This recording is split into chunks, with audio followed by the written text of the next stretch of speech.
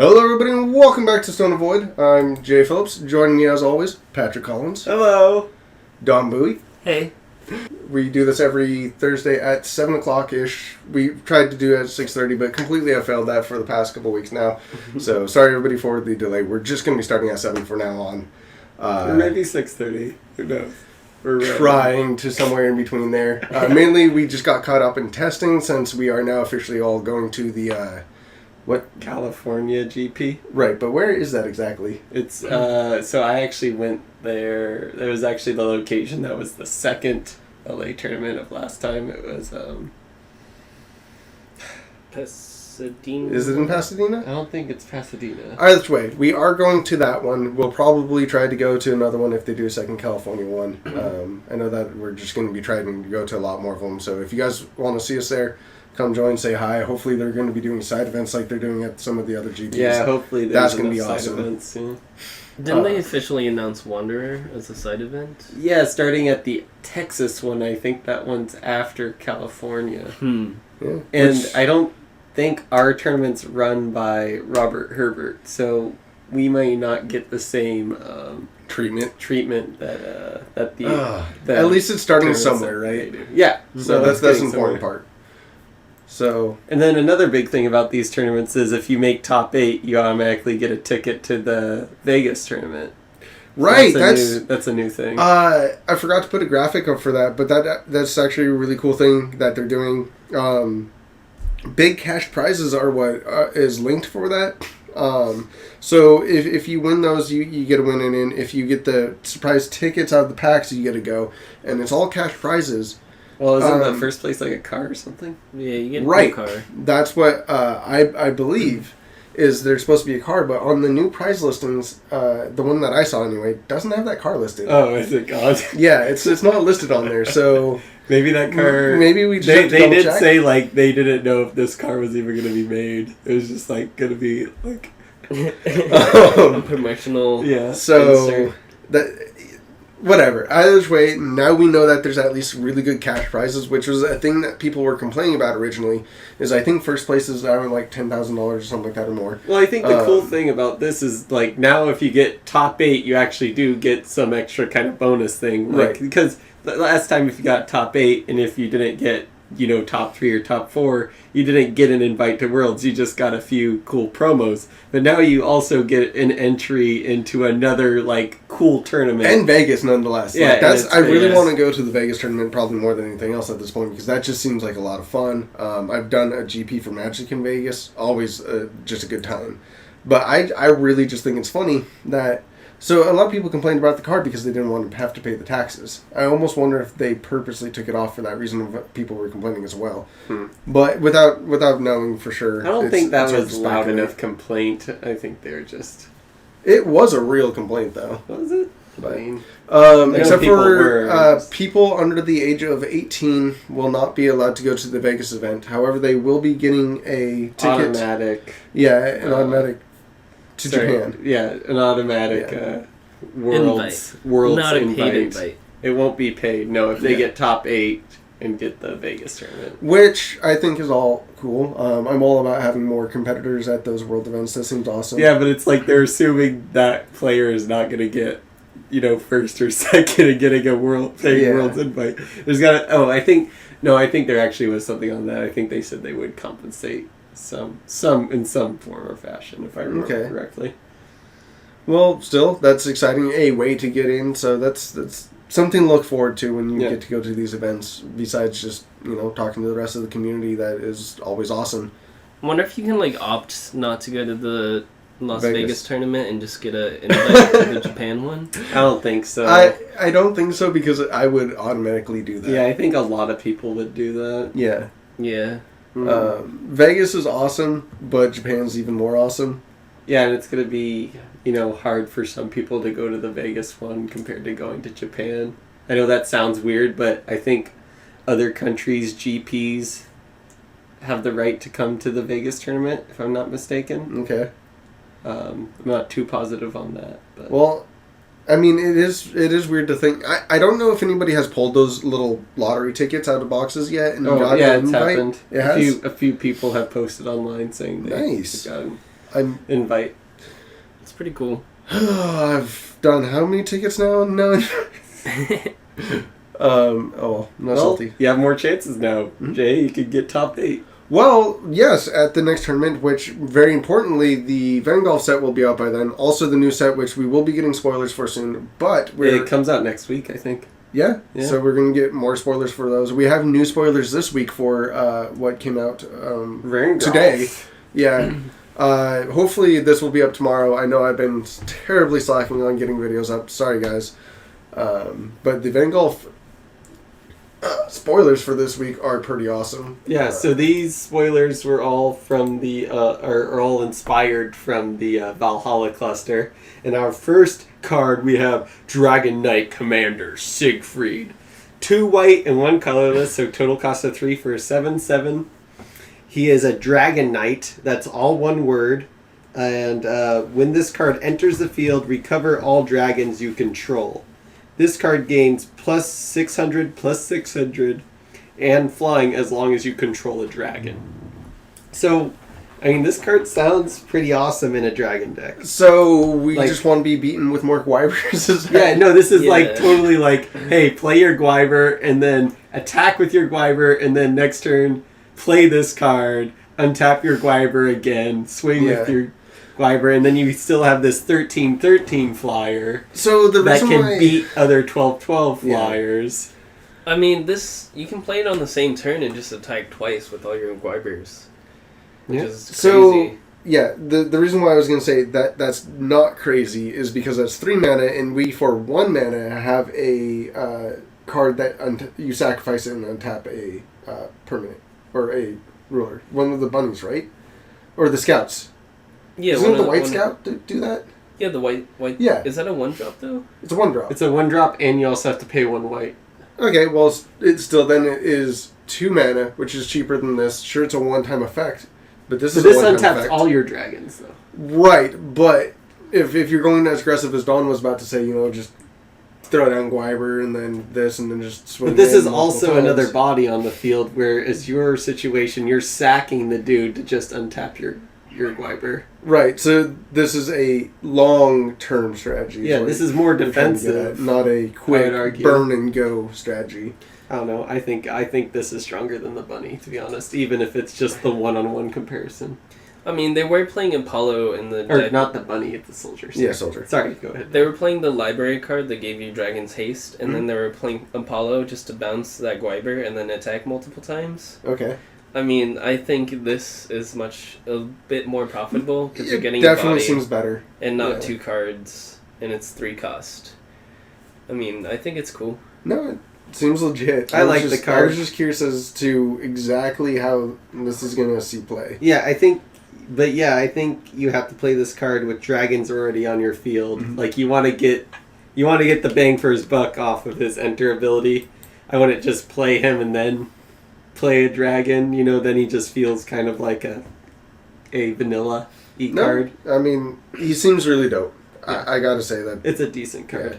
Nice and big. Yep. Then we got Soul, Envoy of Light. 1 white, 1 colorless. He's a 400/400. He's a Resonator-type spirit.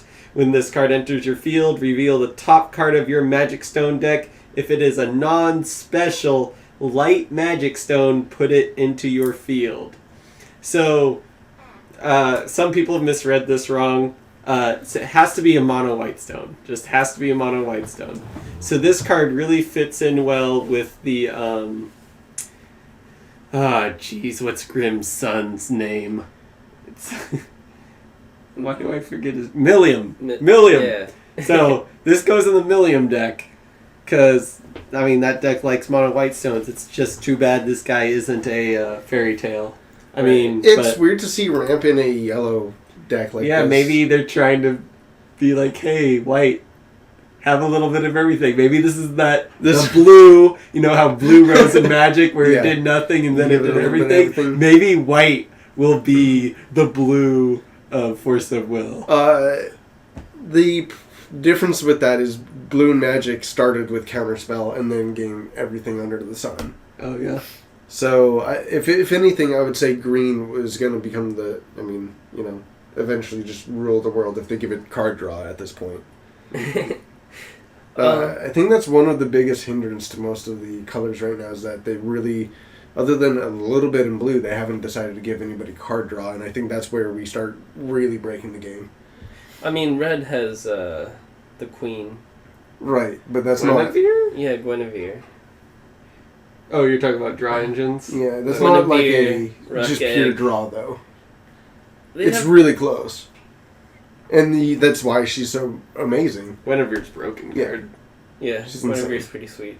I mean, she's definitely broken because she's in red. Like, she makes red aggro so good. She makes everything just better. she's just a great card. Yeah.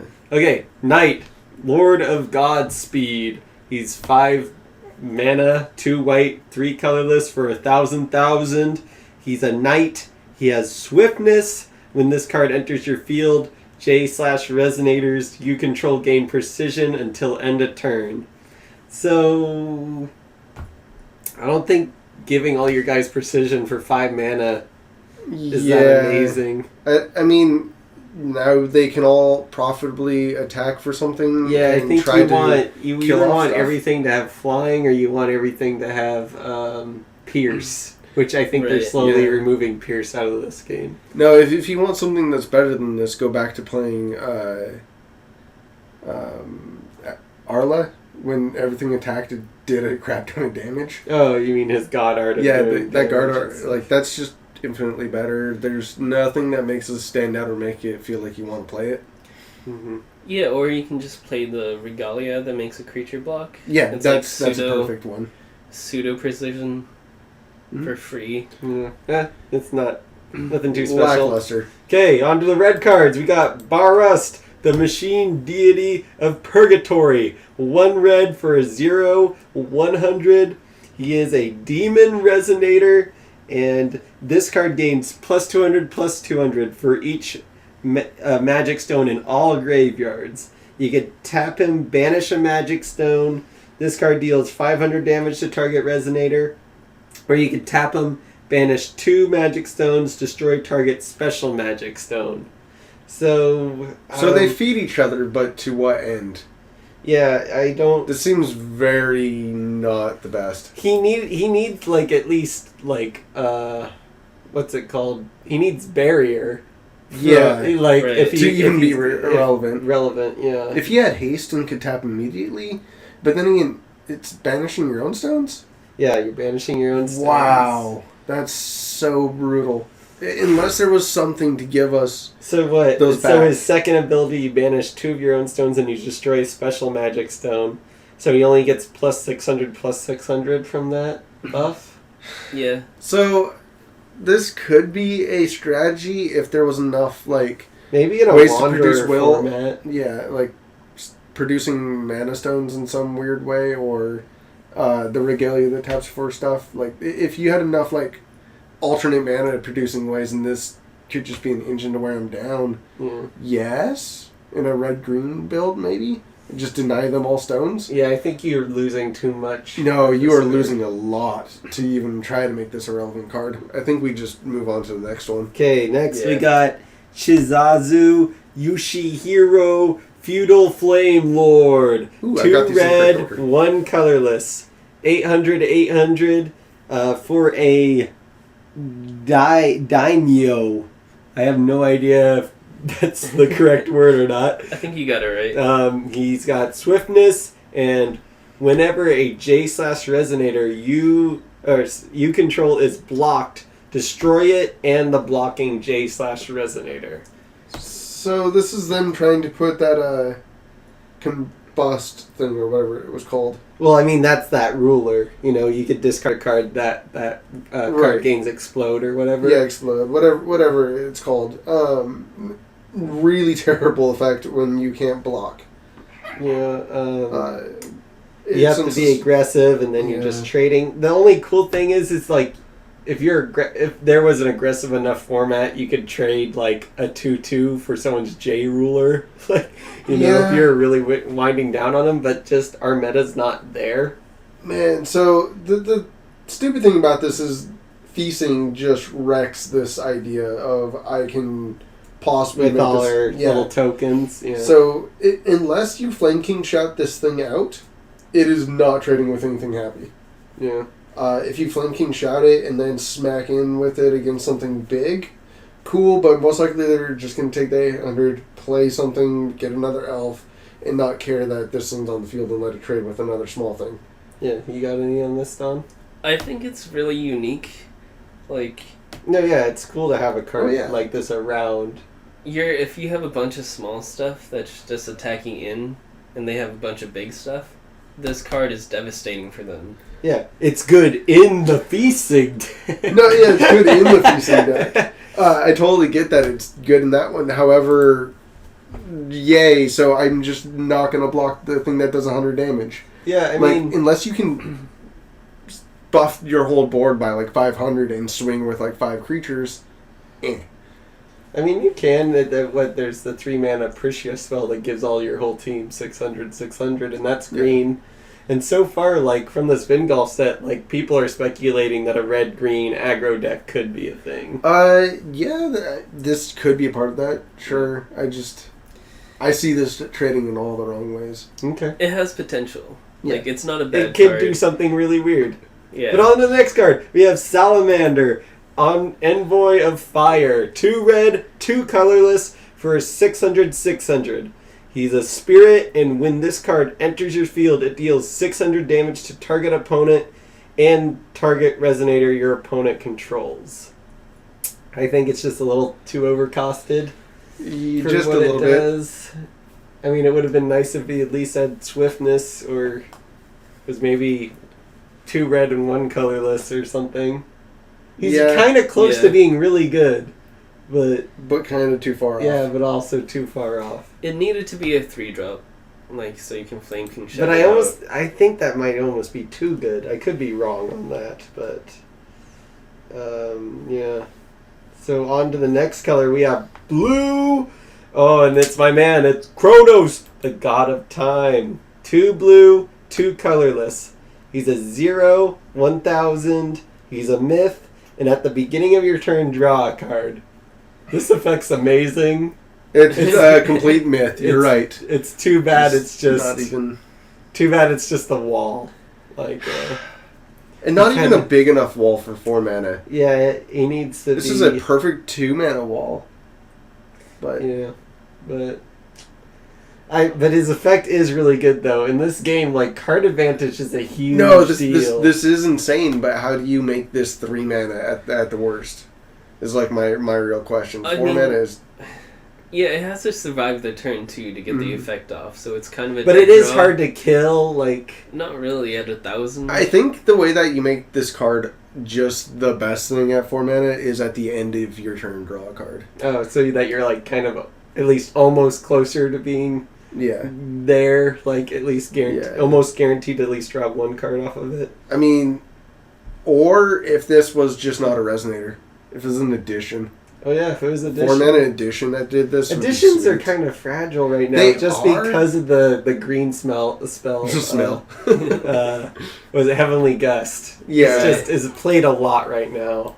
No, I get that, but it's so close to being something. I don't know. I think I might try. I like the card. It's going to be good unlimited. Definitely in Cube. And Oh no, yeah, stuff like this that. sees play in like all the weird. Yeah, it's gonna be fun with possibilities. more Yana. In Like, limited? you get to filter all your cards and stuff. Yeah. Oh, too bad there's no pre-release for this. Yeah. This would be sweet in a pre-release like sealed deck or Okay. something. Next card we got Tomo Gozen, Merciful Aqua Twin Swords.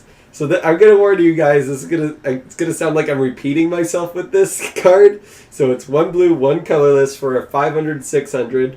It's a swordsman. Okay, get ready. Awakening, blue for 1 blue. When this card enters your field, return target resonator to its owner's hand. Get ready again. Awakening. For 1 blue, when this card enters your field, return target resonator to its owner's hand. So you can essentially just pay one extra blue more to bounce something, or you can pay 2 extra blue to bounce 2 different things. I mean, that's pretty good. I think this effect is best utilized on a card that is 2 mana to bounce something back. I think at 3 mana minimum to bounce something back, we're starting to have problems. And at 4, It's kind of like a cheaper hook that can't target stones, in a sense. A weaker, cheaper hook. Oh, Yeah. and that Because hook bounces 2 resonators too. yeah. But I could definitely see this in a deck that was running Hook. like a tempo deck. Early on, you bounce their mana elves and other dorky things, and then the very next turn you follow this up with the Hook. I feel like there's already a better card than this card, though. I think there is a 2 mana that bounces something. There's a 2 mana, there's a Were-Rabbit that Rabbit. bounces a 2-drop or less back Right. to the opponent's hand, which is actually, it's decent. I like playing in the Valentina Yeah. 1.0. We had a deck. Were-Rabbit back in the day that was 4 mana that bounced one thing, I believe. And it was a 9/9 flying, Yes. and it still wasn't good enough to really No. see all that much play, which is too bad. People definitely played it because it was a Were-Rabbit. Yeah, it was a great card, just it didn't fit the meta at the time. I don't know how I got all these out of order. I realized I think I did the first fine, card they're all the in same front, screen. second one on the last, and then the... Okay. Nymph, Envoy of Water. 1 blue and 3 colorless, a 700, 1200 spirit, and it only has flying. This is my least favorite card of the set. This is the closest to vanilla there is. I mean, it is vanilla for all real purposes. Yeah, I mean, you can argue flying doesn't make it vanilla, but really it's just like, it's not even like an undercosted flyer. No. Like 4 mana for its stats, or it's They pretty didn't- upsetting. Did they even give her any flavor text or any reason to, like, No, exist? there is. This spirit of water is not always bound by gravity. Wow. I like how the nymph is the most vanilla creature there is. I think we're just going to say next. Yeah, whatever. Okay, we're Green. on. We should be on green. Hold on, spoilers. Did you even add green? Oh, there we are. Okay, so our green spoilers. We have Frigg, goddess of abundant harvests. Sorry, I like the name Frigg. 2 green, 3 colorless for an 800/800. It's a myth. When this card enters your field, put up to 1 target resonator and up to 1 target addition and up to 1 target chant from your graveyard into your hand. So I don't think this card's gonna see any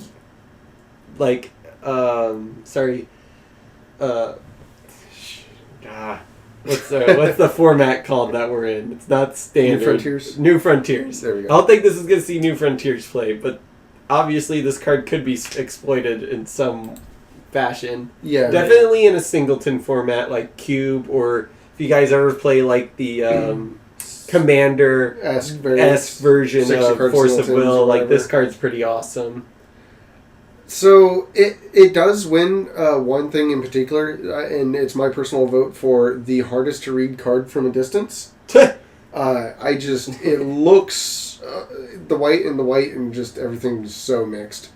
It is really impossible to see that thing. Okay, next we have Oberon, Lord of the Elves.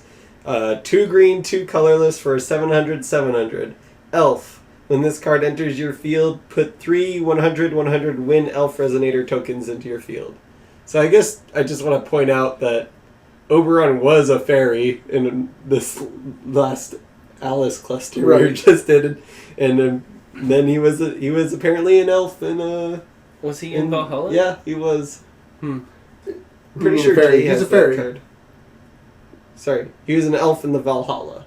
He's an elf in the Valhalla? Yeah, Is he an elf now? yeah. He's an elf This is an now. elf. So they must have just not had fairies back then, right? Yeah. So that's really disappointing that he's not a fairy here.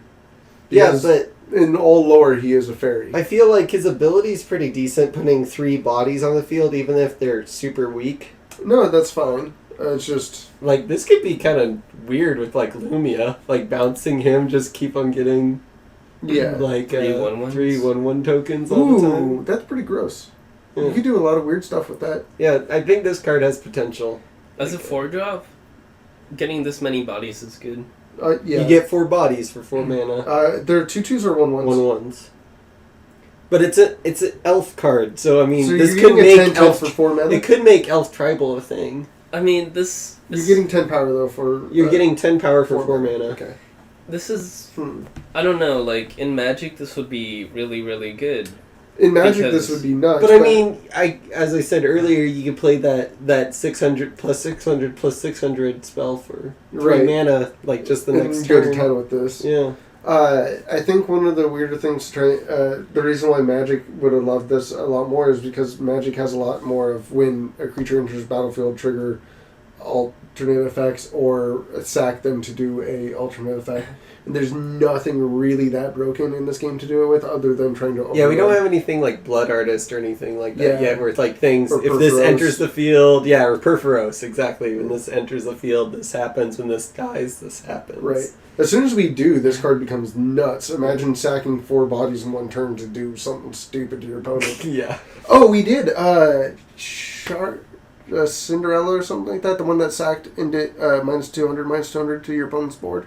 Oh, yeah, she was Oh, yeah, amazing. Cinderella. This is going to The be really Ashen cool. Maiden. Yeah, this is going to be really cool in Cube to see that interaction occur once and never again. I mean, Levitain does. We have that. But technically. Levitine, yeah, only untaps to give your ruler. I a mean, buff. it makes your ruler super huge. It does, but it doesn't make it like Yeah, it's not the coolest. it's thing. not going to win you the game.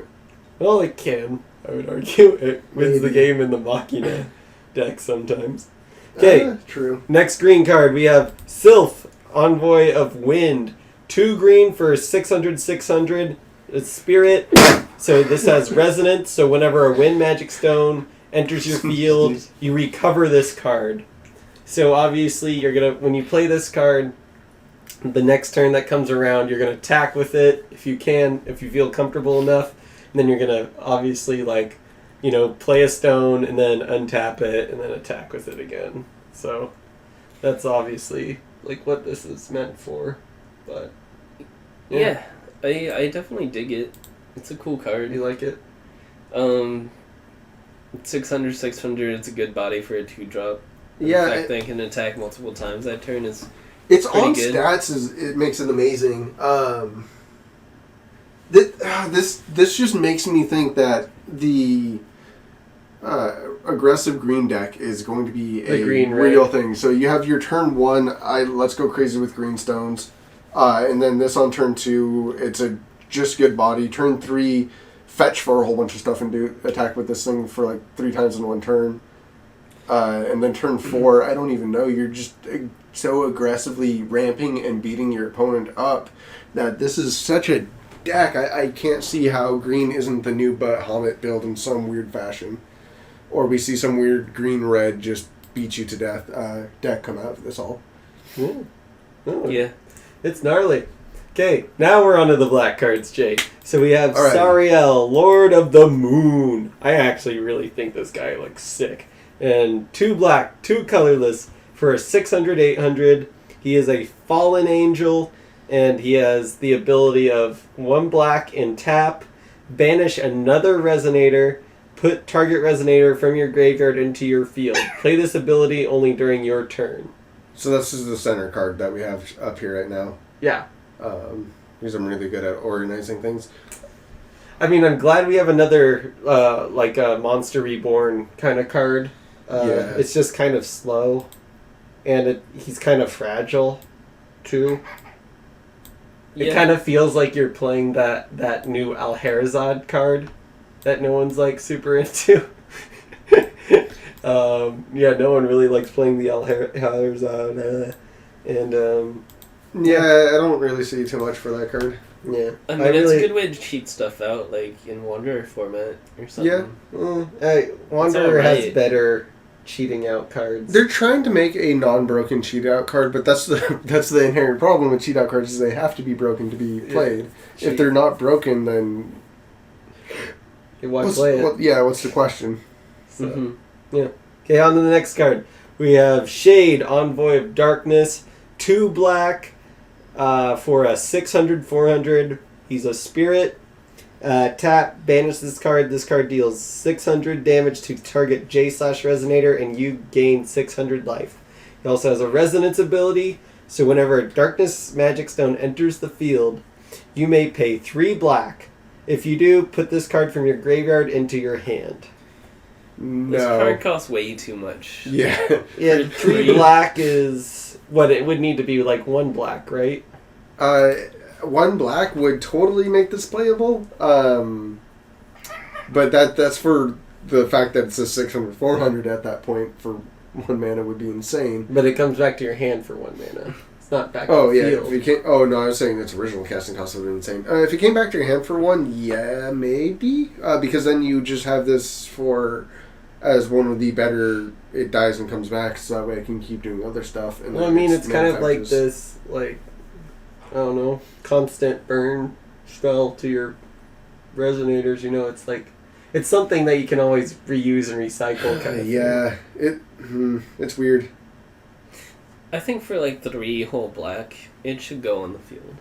Yeah, 3 whole. For that much, it really should. But it is weird to see. So most resonance, what resonance is like the bear magic card, right?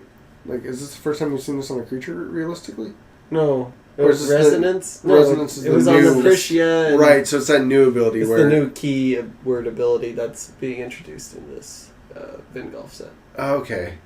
Just whenever It's a with the stone. stones. Right. Oh, Whatever right. the- I am getting so confused on the amount of things that they. Okay, we're just going on to the next card. Loki, Being of the End. For 2 black mana, you can get a 500/100. So he's a myth, and this card gains +0/+100 for each card in your graveyard. This card gains flying, and whenever this card deals damage, you gain that much life as long as you have 10 or more cards in your graveyard. Sure. Yeah, it's Does not- nothing early. Does something mid game. I mean, it only stays at 5 power, though. Like, Right. It he really only just busts his butt. and yeah, it's kind of lackluster. It is kind of lackluster. Huh. Okay, on to the next card. We have Odin, the Omniscient. For a black, green, and 4 colorless, you get 1,000,000.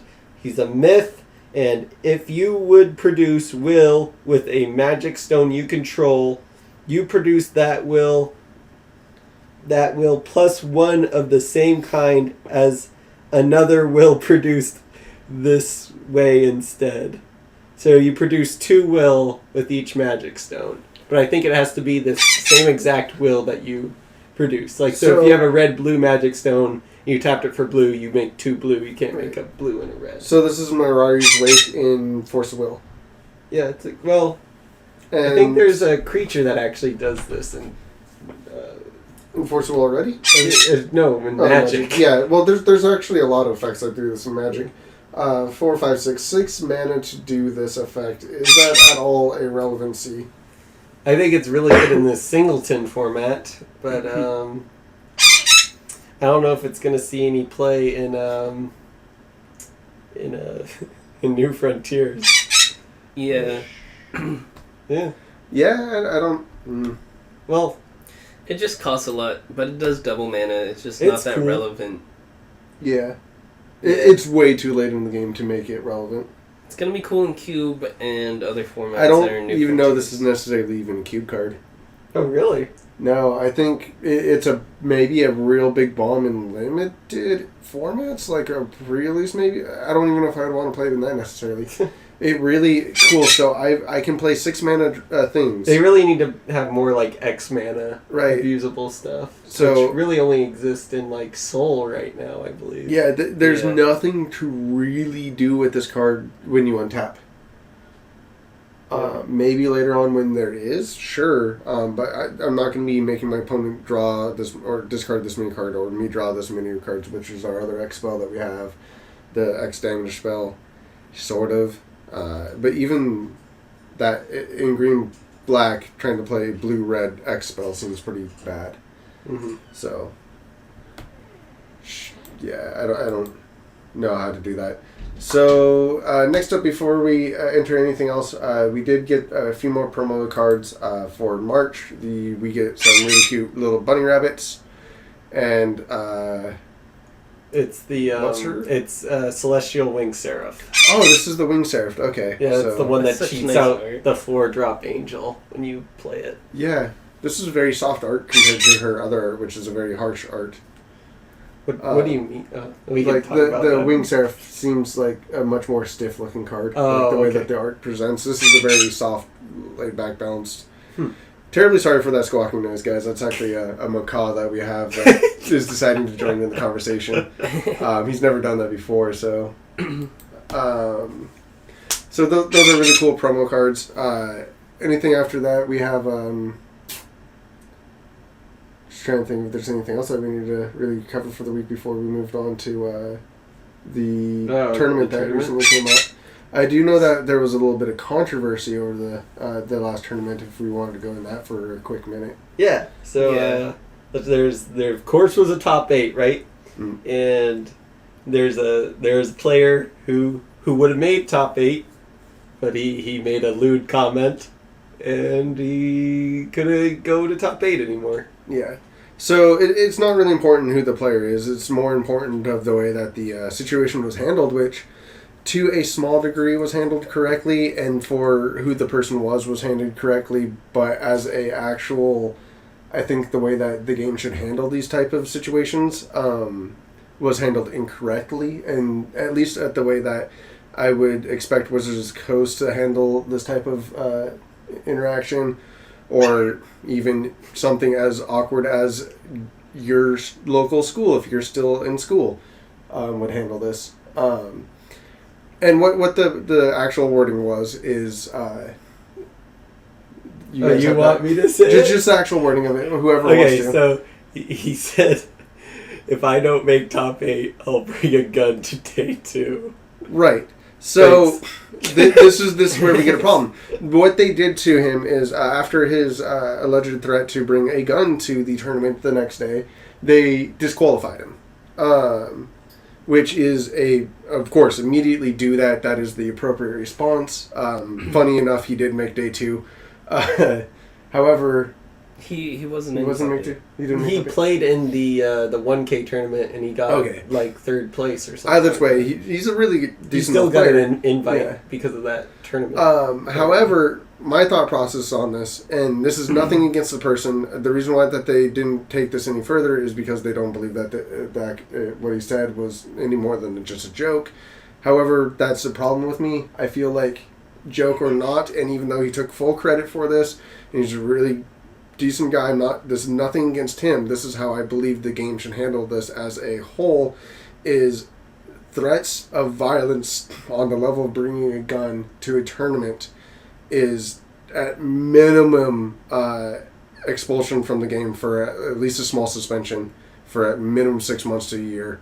I don't see how any other organization would handle this any different. And the reason being is, sure, people know this guy, they trust him, they realize it was a joke, he apologizes as a joke, but where do you draw the line that somebody else makes that same exact joke, and because we don't know him, we don't give him the same break? You can't just be like, well, he didn't really mean it, but you, I don't know you can never come back. Yeah, no, Yeah. you can't come back. I mean, if I made the same statement, like, I would expect to be suspended. Like, or if anyone else that wasn't, like, a regular top 8 player that we didn't know that just showed up and was like, if I don't make top 8, I'm bringing a gun.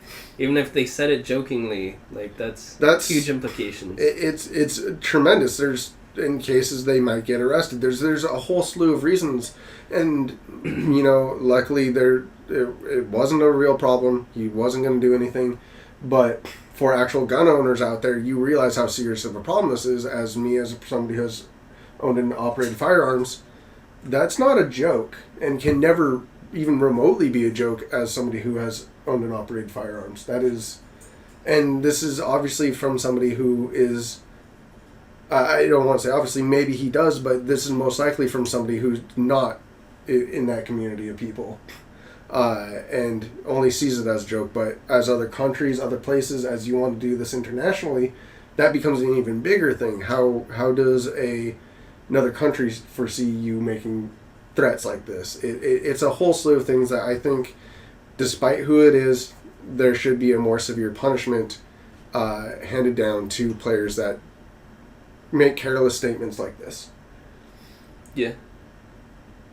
Patrick, I know you kind of disagree, at least. I disagree on a personal level. Right, and I get that too. I understand Jay it is as a personal correct. level. I mean, at a personal level, Jay said like he wouldn't want this guy to be suspended either, and I don't want him to. I really don't want to. It eats me up inside to say that like Jay is. I want to say probably right. My inner being is like Jay is right, but no, I want to be like he's probably right because I think. I actually really like this guy. He just kind of speaks his mind, which Right. I really like being around the like just nasty people who say terrible stuff because I find it really funny, especially when they don't mean it. But there is a line to that. there is a line, and I understand this was a public place, a public event, Mhm. and you know, And this would have been very dramatically different had it been anybody else. Which is why I think that you need to make sure that you set precedents early, because what happens when inevitably something like this occurs later on. And I say this as being somebody who have seen somebody threaten somebody with a non-completely sharp object during a Magic GP. There's people who just get randomly violent. And if you talk to judges of Magic, you hear all types of stories. I've had people at local events get absurdly angry at me and me have to call security just because I busted them because I had drugs on them for the day. There's a slew of reasons and a slew of ways to make this a bigger problem. yeah. And I think precedents should be set early, even if it's an unfortunate circumstance. Yeah, I guess I just just so it feel doesn't so happen much again. empathy for this guy because I feel like I'm that person who will say something awkward and terrible without knowing it. But this And is then- a rather careless statement. Yes, I understand that, but I've made rather careless statements in the past, and I have hurt people's feelings. But to the threatening of other people's lives. Yeah, I mean, I've never gone. I mean, that ultimately, far. that's where the statement lies, is you are putting at risk people's lives. This is a statement of you're going to shoot up a place, even though he didn't say that much. He's bringing a gun to a tournament because you lost, has a certain implication of, I'm going to kill somebody. I don't care how you want to say that slightly differently. That's to the extent of what you almost said. Yeah. And which is why he got the disqualification, which is fine. It's fine to move on from here. I just really hope that there is a as a Hopefully it doesn't happen community, we again. know this now. We all know this now. If this occurs again, no freebies from here on out. I don't believe that this is a game that can continue on if this is a problem that we ever have again. Yeah, I agree. Because you're just not going to feel safe. Safe. Safe. I feel totally safe. Safe. No. Yeah, I agree with you. It just feels bad that it's a joke and that he got disqualified because of a joke. Right, but But pretend that I yeah. said that pretend that I came to a tournament and said that you guys have seen me on this channel many of times, and you guys know me quite well. If I said this, I would not let this I would not want this to be as a slide at all. Why? Because I'm somebody who had gone through gun training. I know things about this stuff, and from that point of view, you shouldn't take this as a joke from somebody that just me as somebody you maybe might trust. I might have that potential to do that. I'm never going to do it. I don't want to do any of this stuff, but there are people out there who possess the ability to do these things, and statements like that are not a joke when that's a slight possibility. Right. Yeah. Because when I say it, Avoid. because I have the ability to do it, it is a literal threat, not a joke anymore. If I was a person that didn't have any of this, I have no guns, no nothing, no access to them, then at that point, sure, it's a joke, but it's really not. It is never not a joke. Or never is a joke. Can we I beat speak this wrong. with a... I beat it with the Yeah. dead horse. Yeah. Sorry. I really, really am passionate about that, and it's something that I need to make sure people know. understand. So, we do have deck lists. Top 8 Douglas! Yeah. Let's get that energy back up. Yeah. Okay, we had Feasting at the number 1 spot. Woo, Feasting. So Jay had his first taste of the Feasting deck today. It is brutal. This deck, I think, definitely deserves the spot that it got. So the reason why this deck did so well, there actually weren't too many Feasting decks that entered into this tournament, but a good portion of them got into the top 33, and I'm using information from David Hartley. He does a good job for Team Outer World and just Force of Will. He posts a lot of good information on the Force of Will Facebook site, and he did this whole cool pie chart, and he talked about some things, and Feasting is underrepresented, and it has a very good matchup against Valentina and Lumia, which are two of the most some of the more heavily populated decks right now, and they're both strong decks for sure. But Feasting has the edge on both of those decks, but it doesn't have the edge on Fox.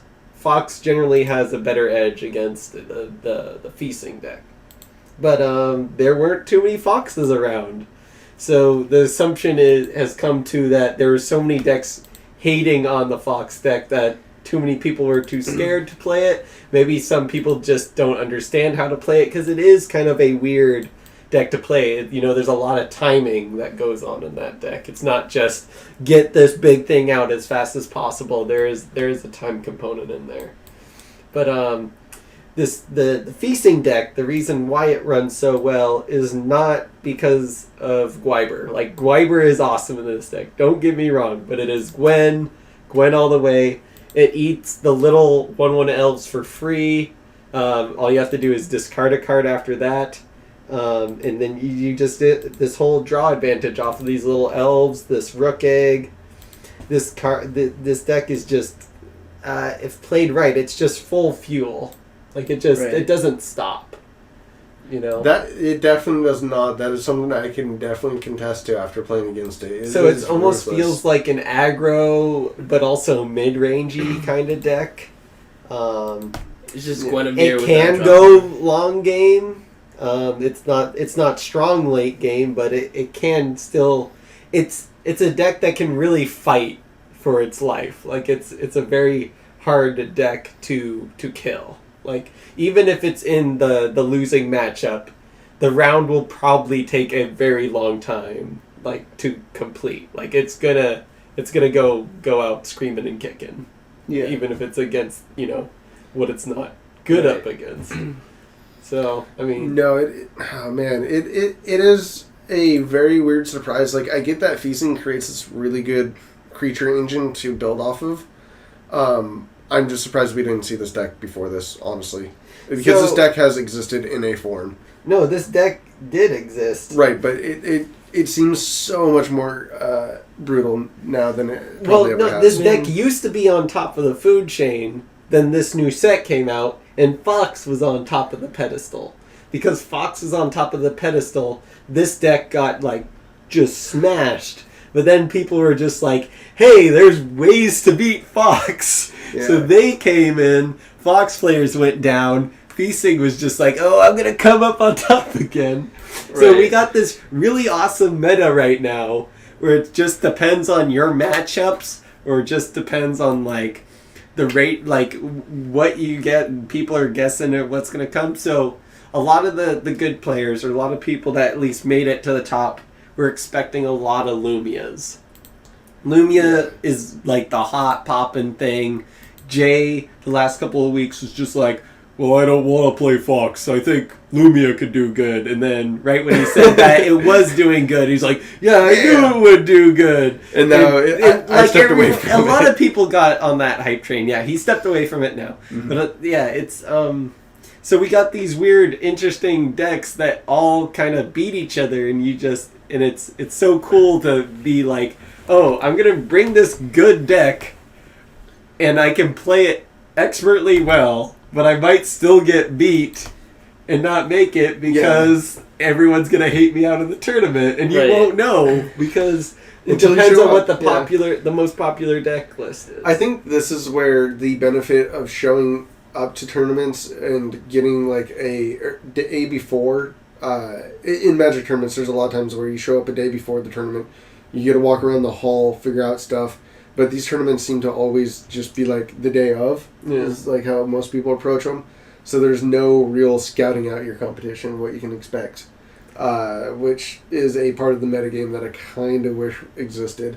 So you don't blindly walk into these situations where one deck is just not shown.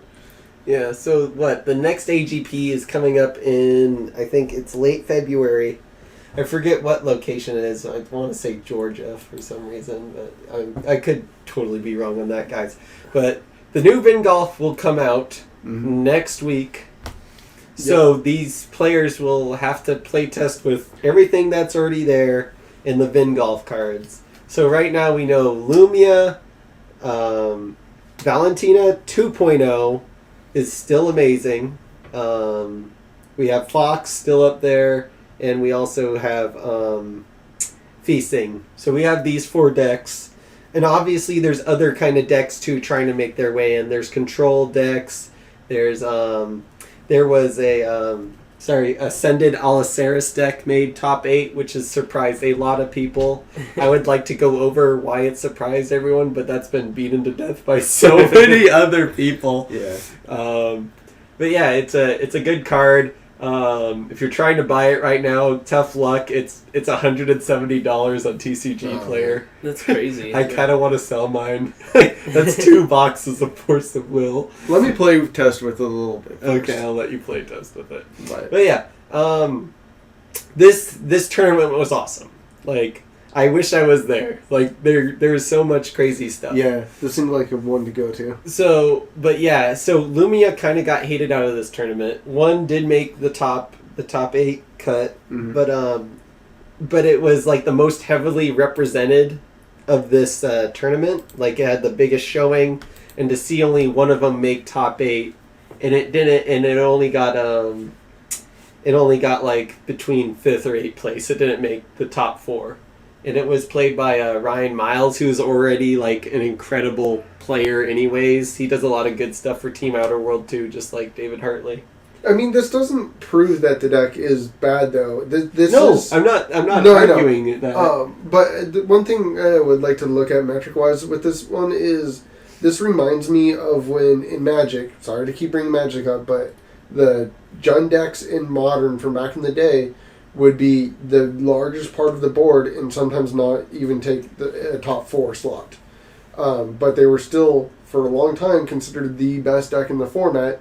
But you just find so many people trying to hate on those things. And it's just a weird cycle. So I'm not completely thinking that Lumia is not is a bad choice by any means. I mean, if we're really going to dig it deep into this... I think she gets really bad against herself. Oh, yeah. I think that's one of the biggest so problems. Nicholas Heel, who's also part of Team Outer World, I think he's part of Team Outer World. Nicholas Heel, I'm still giving you credit. He did this great article on, like, the top meta decks and, like, kind of, I think, a little bit of their strengths and weaknesses and stuff like that. And I think you should take into account, and just based off these top 8 lists, 4 of the spots were filled up by Valentina 2.0. Yeah. One of them got 2nd. One of them got 3rd or 4th place. I don't know. And then the other 2 were in the between 5th and 8th. Yeah. I think if you're trying to be safe and you just want to play a great deck, I think Val 2 is kind of like this deck.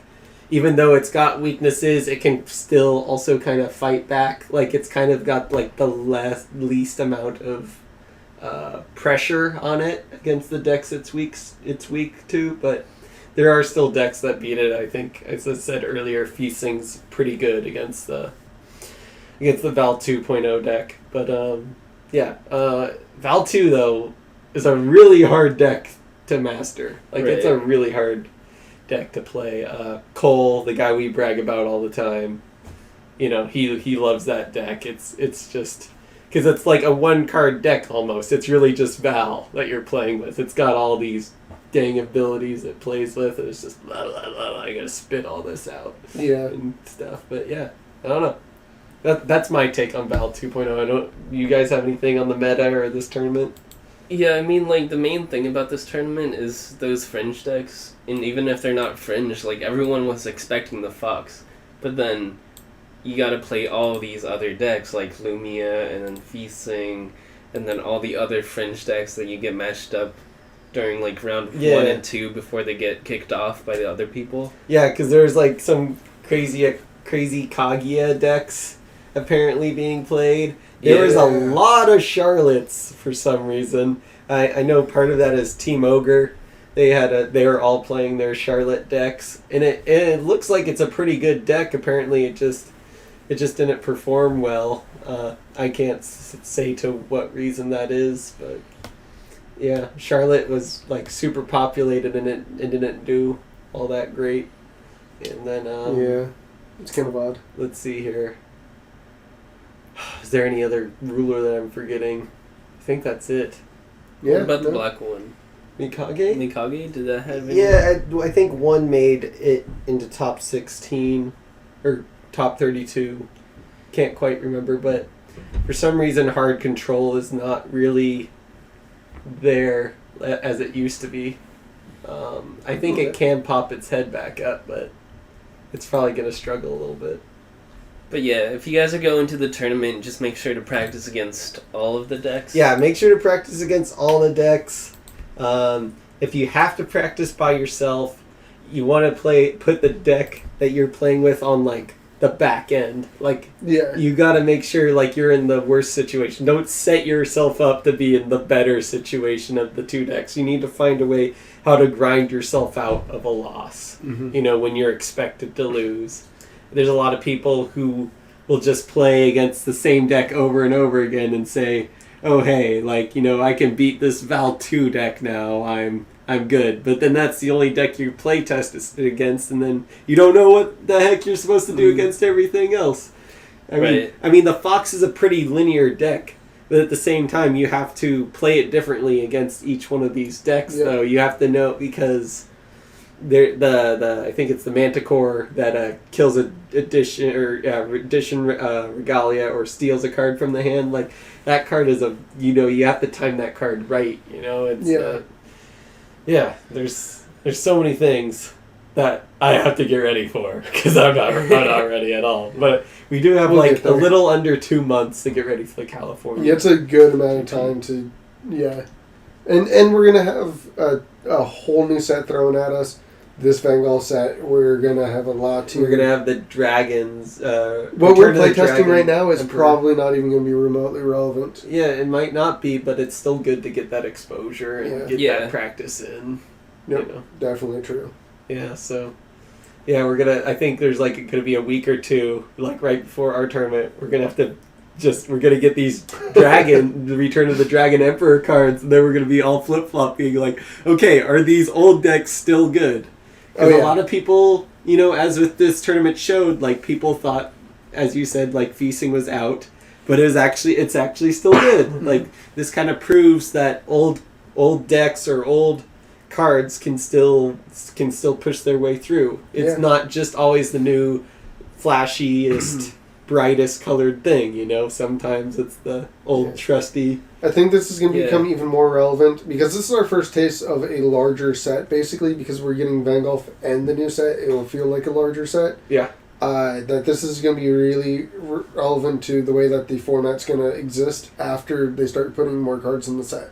So this is a good warm-up to that. Yeah. What do you got, Don? Yeah, I think the format's going to be really interesting because every AGP that's coming up, something is being added that's new, so people won't, like, net deck offline, and, like, they'll come in with some relatively fresh stuff. Oh, I think some people will still net deck. They will. Net deck. Happen.